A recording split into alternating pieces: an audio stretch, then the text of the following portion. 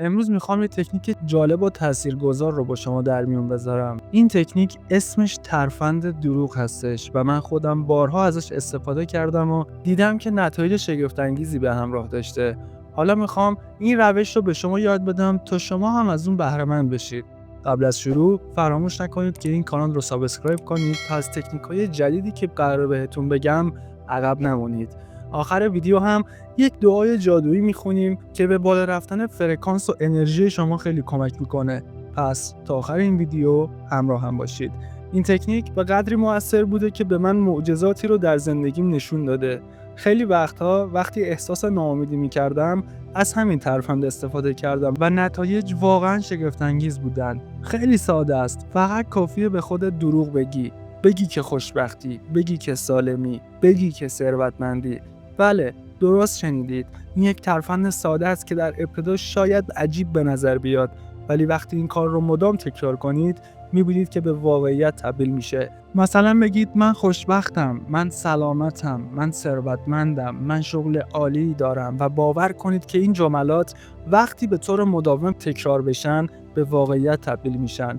وقتی که این کار رو انجام میدید نه تنها احساس بهتری پیدا میکنید بلکه ارتعاشات مثبت به جهان هستی ارسال میکنید. این به این معناست که هر چیزی که از ذهن و احساسات خودت میپرسی به جهان برمیگرده و به همین ترتیب به خواسته ها و آرزوهات میرسی. برای اینکه این تکنیک اثرگذار باشه باید با احساسات و باورهای واقعی خودت ارتباط برقرار کنی. این کار به معنای گول زدن خودت نیست بلکه به معنای تقویت ذهنت است. ضمیر ناخودآگاه ما به هیچ وجه نمیتونه تفاوتی بین حقیقت و دروغ قائل بشه. اون فقط کاری رو که بهش میگیم انجام میده و اون رو به واقعیت تبدیل میکنه. پس وقتی که با خودت میگی من خوشبختم، ضمیر ناخودآگاه تو این رو میپذیره و مسیرهای عصبی جدیدی در مغز تو شکل میگیره که به شادی، ثروت و موفقیت بیشتر منتهی میشه. وقتی این روش رو بارها و بارها امتحان کنی، متوجه میشی که زندگیت به تدریج تغییر میکنه. این تکنیک خیلی ساده و در عین حال قدرتمنده، ولی باید به اندازه کافی بهش اعتماد داشته باشی و احساساتت رو درگیر کنی.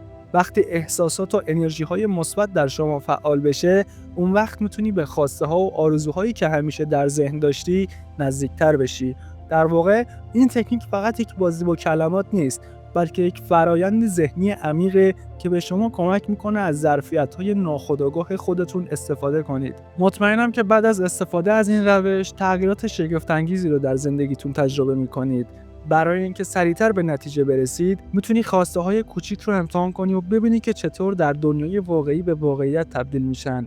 این یک راه عالی برای شروعه. این روش به شما این امکان رو میده که هر جنبه‌ای از زندگیتون که میخواید تغییرش بدید رو تحت تاثیر قرار بدید. حالا وقتشه که به یک دعای جادویی که تاثیر خیلی خوبی روی ارتعاشات و احساسات ما میذاره بپردازیم. با من همراه باش و دستت رو روی قلبت بذار و این کلمات رو بعد از من تکرار کن. خدایا شکرت که من خوشبخت ترین انسان جهانم. خدایا شکرت که تک تک اعضای بدنم سالم و قوی هستن. خدایا شکرت که من ثروتمندترین انسان جهانم. خدایا شکرت که شغلی عالی و درآمدی حلال دارم.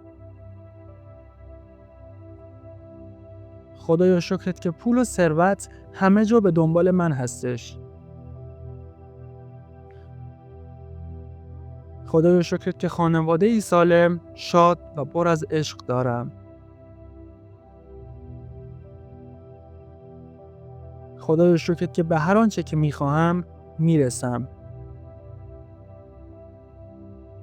خدایا شکرت که قلبم پر از محبت و مهربانی است. این دعای جادویی به ذهن و ضمیر ناخودآگاه شما کمک میکنه که تغییرات مثبت رو سریعتر به واقعیت تبدیل کنید. پس این دعا رو با احساسات قوی بخونید و مطمئن باشید که دنیا به بهترین شکل ممکن بهتون پاسخ میده. این کار باعث میشه که فرکانس شما به شدت بالا بره و شما آماده جذب فرصت‌های عالی بشید. این روش میتونه در زندگی شما تحولی بزرگ ایجاد کنه و شما رو به مسیرهای موفقیت و خوشبختی هدایت کنه.